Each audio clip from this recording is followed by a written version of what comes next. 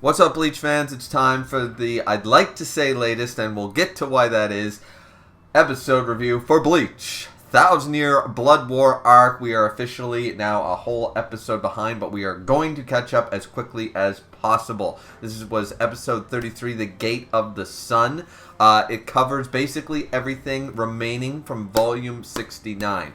The reason this is so late, and yes, episode 34 is already out, yes, I've watched it, and I'm planning to sit here and do both reviews, is because I was quite unwell and unmotivated on top of being unwell all last week. So, you know, at the beginning of last week and stuff, and I've just barely been getting over it here, you know, so I only managed to do the Kengan review, and that was pretty much it all last week. So, as a result, we're playing catch-up with a lot of the content right now. So, but I have seen both episodes, and let me tell you something about this one. So, the only thing missing from, and I suspected that they were going to do this.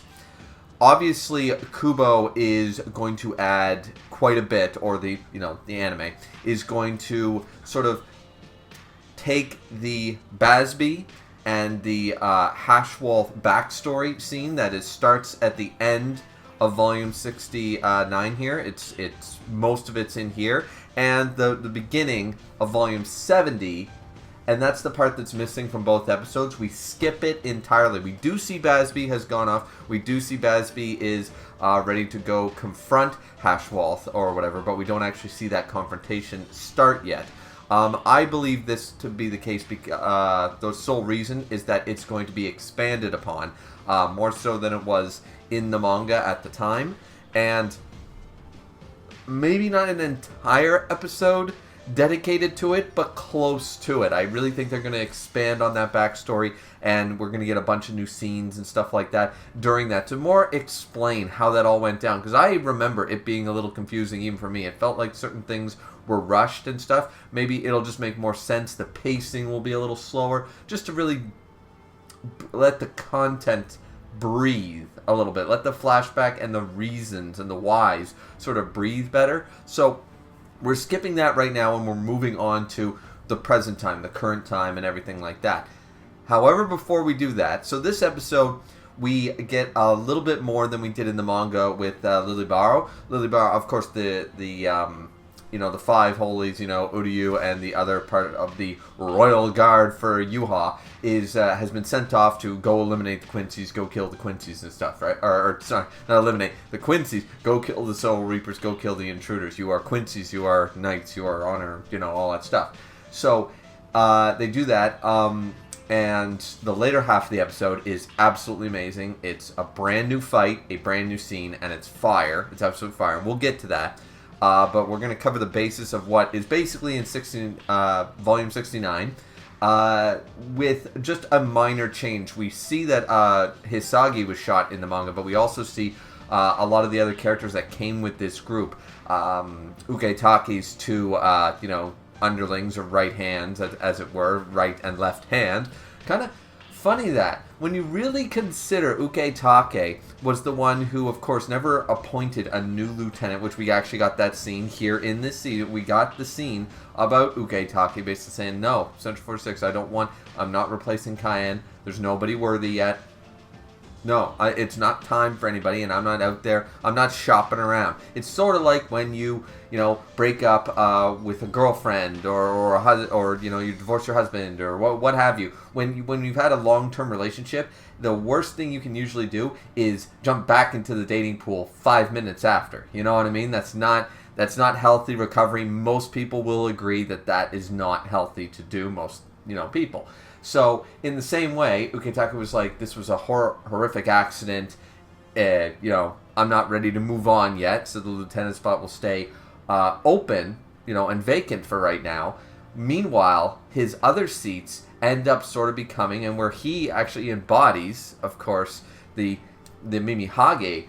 It's funny that he has a right and left hand working for him, unlike anybody else. Everyone else has their direct subordinate, their lieutenant, and Uketake, the one who's literally a hand of the Soul King embodiment, actually had a left and a right hand to work for him, two underlings instead of the one, So, but yeah, I say all that to say they're not going to do shit here. They're not going to do shit here in the Royal Palace because they get shot. So Hisagi gets shot in the whole like, oh, I had Bankai, blah, blah, blah, blah, blah. Spoilers, everyone. Hisagi apparently had Bankai at this point and never got the chance to use it because he was shot down. And then Omaida was shot down. So there goes, you know, there's 2 lieutenants down. And then, of course, we had the 2 underlings, as I said. What's the other one? Kione and Sentaro, I believe I'm saying those names right, are, of course, Uketaki's underlings, and they both get shot. So it's not just the one Hisagi thing, and everyone's like, oh, we can get away and stuff with the sniper who never misses his mark sort of idea. I have the X-axis and all this stuff.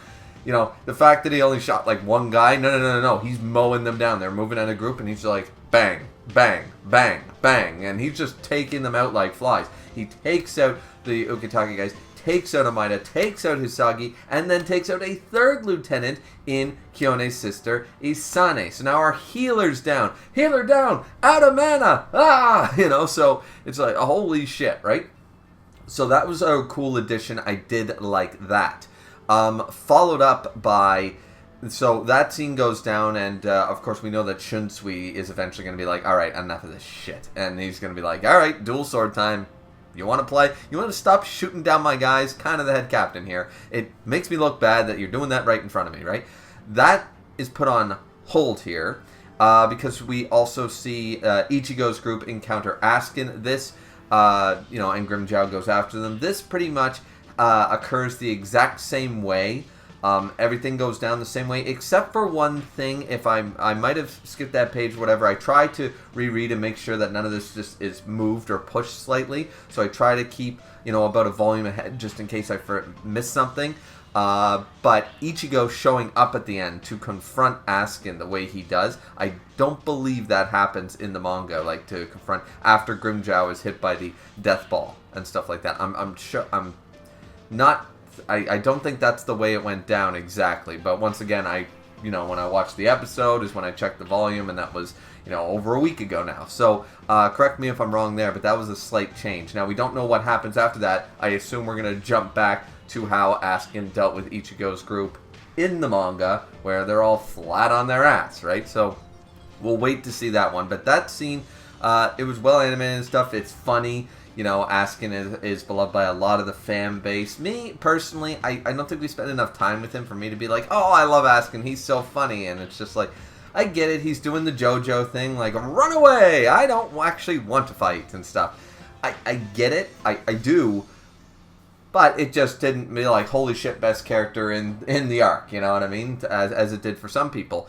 But Askin's still cool, and that's still going to be cool to see and stuff. But that scene pretty much goes the exact same way that the manga did, followed up by the Kenpachi and Mayuri scene, where Kenpachi and Mayuri wanted to basically get away from the main group right out of the gate, and quite literally alters the gate to enter, while Kenpachi was in the can, and he was like, they all left without me. So, pretty good thing that you reopened the gate, because I would have been stuck and lost and not been able to get here. So, he does show up, Kenpachi and Mayuri, and they have their quips and stuff like that, and that's always fun. It's a fun scene. Hanataro is with them, Ikaku, and everybody's there, and Nemu and stuff like that. So, what I like about this is that these scenes, the comedy is still there, and the antagonistic relationship between Mayuri and Kenpachi is still very much there. And we get to see definitely more of that, of course, in the next episode. But yeah, they have their thing like, alright, let's go find something to kill. Alright, let's go, Captain. And they all head out. So we have our different groups, right? We followed the main group with Kisuke, Shunsui, and the rest of the captains and stuff. Then we followed the ones that broke off, Kenpachi Mayuri's group, and of course we followed the main character group of Ichigo's group with, Nell and Grimmjow and stuff like that.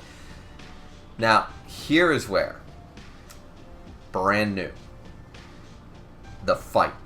So, as Lilibaro is shooting, URYU actually gets involved, and it's like, wait, what? URYU's here? And who's gonna... And then RENJI immediately. Zabimaru. Boom, boom, boom, boom, boom. Jumping buildings, doing some Prince of Persia shit, and just goes up there. hey there, Quincy. And it's like, okay, they definitely had a rapport after, fighting in Hueco Mundo together and stuff like that. And so this is, they're not close friends. They're friend of friends, right? Like, sort of, they're like part of the group, yes. But Renji is only a friend to Uryu, Chad, and Orihime because he's friends with Rukia and Ichigo, right? It's through that connection, you know what I mean? But they have fought alongside each other and stuff, and they're at the very least comrades, if not, great friends. So this is definitely more personal for both of them, even though Uryu with his attitude right now. And this fight is good. We get to see Renji's Bankai in more action, in better form. We get to see all these moves and stuff like that. It's freaking awesome. It's animated beautifully. And actually, since I was under the weather, I've just been watching a lot of streams and stuff, and YouTube and stuff like that, and reading Berserk right now. But I caught Nia D. Hemming's stream when he was watching this episode, and he just couldn't get over the kicking of Uryu's arrow, and I was like, you know what? That was fucking badass. Like, who would have thought? Like, oh yeah, like, I'm so much faster. Boom, shoots an arrow, and Renji says, nah, I don't need my Bankai. Fuck this, and actually kicks the tip of an arrow. Boom. It was like, that was fucking sweet. That was badass. Renji fans were eating.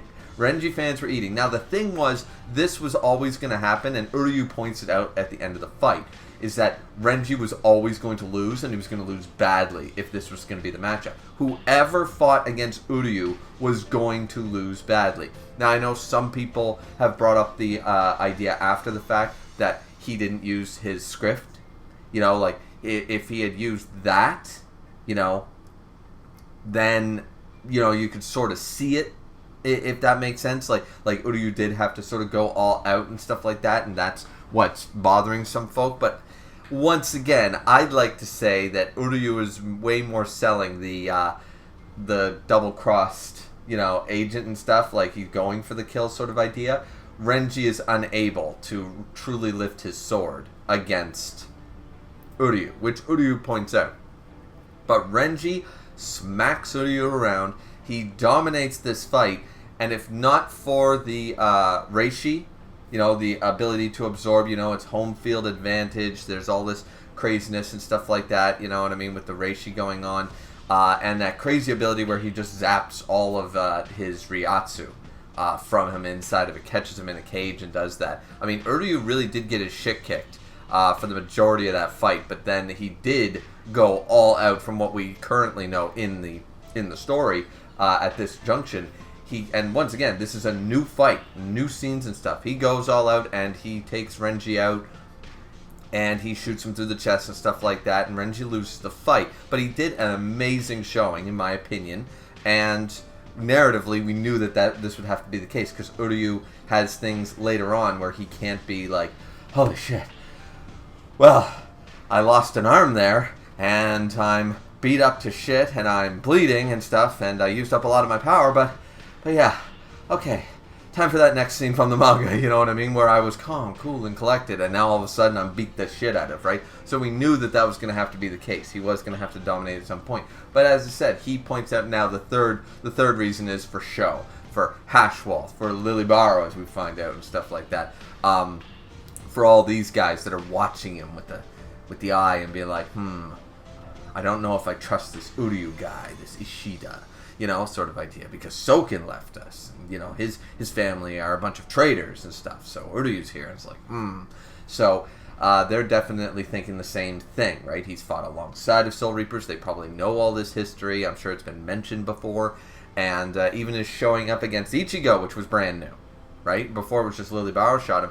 They even had that, and it's still not convinced. Lilibaro's still not convinced, as we find out next episode. Slight spoiler there. Obviously, or on Hashwall orders, Hashwall is not convinced for obvious reasons.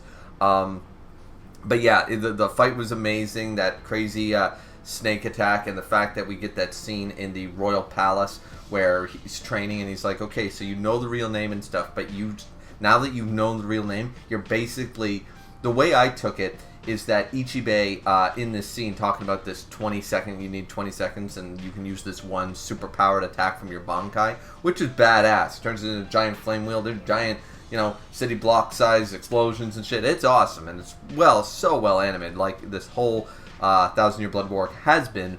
But I think what Ichibei is referring to is the fact that now that you actually know your real Bankai, in the same sense that it takes almost 10 years to truly master and understand and control your Bankai, in the same sense, in the same breath, the one that Renji has been training with and mastering to this point wasn't his real Bankai, and he just attained this Bankai, hence why he can't fully control it yet, hence why it's, he can only go up.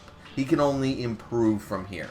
But since he was working with his unfinished Bankai, or his not true name Bankai, the whole time, I took it that way, that he's not quite back to square one with the mastering time frame, but he probably has a couple of years at least to put into it before he can truly say, this is my full power and I've mastered it, sort of idea. And that's what I think what Ichibei was sort of referring to as well.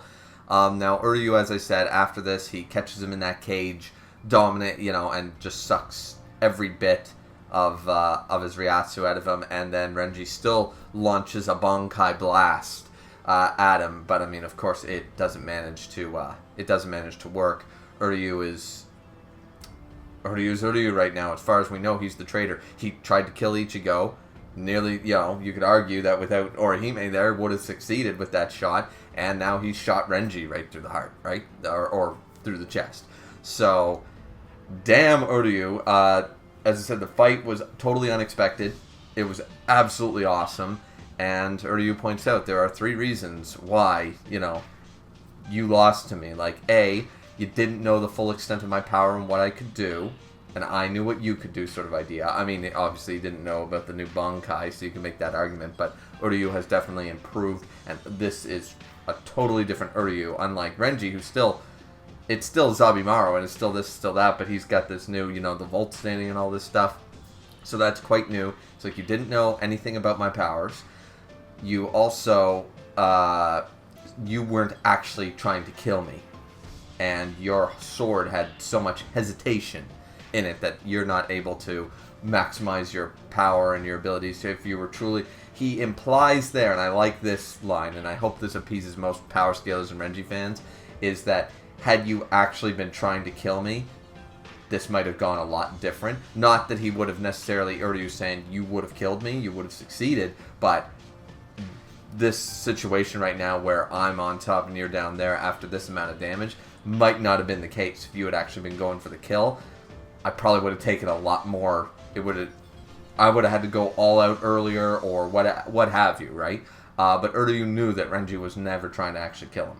So, and as a result, vastly underpowered as a result, as we've seen in many, many mangas and animes before. People are just going to have to accept when people are holding back and they're not trying to kill the other person, they are amazingly nerfed. Like, it's not just like 5% or 10%.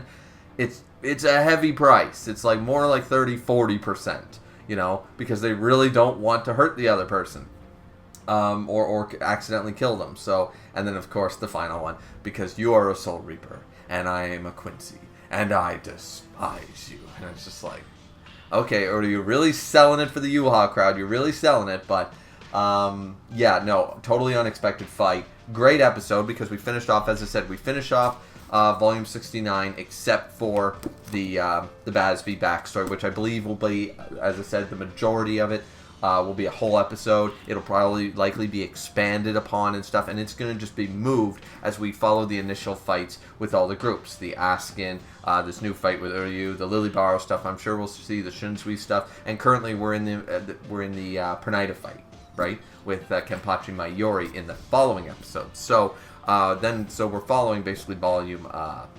After that, we're skipping that part for right now, and we've gone straight into volume 70 at this point for episode 34. But yeah, no, I liked the episode. The minor little changes were totally fine and made more sense. And as I said, this unexpected second half of the episode, which was just Renji versus URYU, was awesome. It was so cool. It makes sense narratively, and I just love that Kubo's sitting back there going, you know what we should have seen more of? We should have seen these guys fight. well, let's put them in a fight. Like, I got enough. Do I have enough screen time here? Yep. Okay, guys, brand new fight. Let's do it. You know, I like that. He's already done that times before in this anime, so why not again right here in Core 3? So it just makes a lot of sense. As I said, I just really liked this episode. That fight was awesome. I've heard, other than some Power Skills being upset at how overpowered Renji was at the end there, most people seem to think that the fight was great, myself included. So anyways, that's it for episode 33, The Gate of the Sun. As I said, sorry that it was so late, just very under the weather and stuff like that this past week and a bit. And I think I only got one video or two videos out, just the quick picks and predictions for the NFL and the Kengan review. And that was it. So yeah, I haven't been able to work on really anything or had the motivation to. You know, when you're kind of getting over being unwell or getting over a cold or something like that, and it's like, yeah, okay, I feel well enough to get out of bed and, you know, cook a dinner and stuff like that, but I don't have the energy to do this, that, or the other thing, you know? So, yeah, that was just basically me for the last few days. But here now, so let's, that was episode 33. I hope you guys, you know, apologized already for how it's late, and we're playing catch up here, so we'll jump right into episode 34 here in a bit, and that video, sorry, tongue-tied, that video should be out shortly after this one. So, yeah. So, as I said, sorry that this one was delayed, as was the next one, but we'll be all caught up by the time episode 35 comes out for sure. I can guarantee you that. So, that's it for me, guys. Have a good one. Sayonara.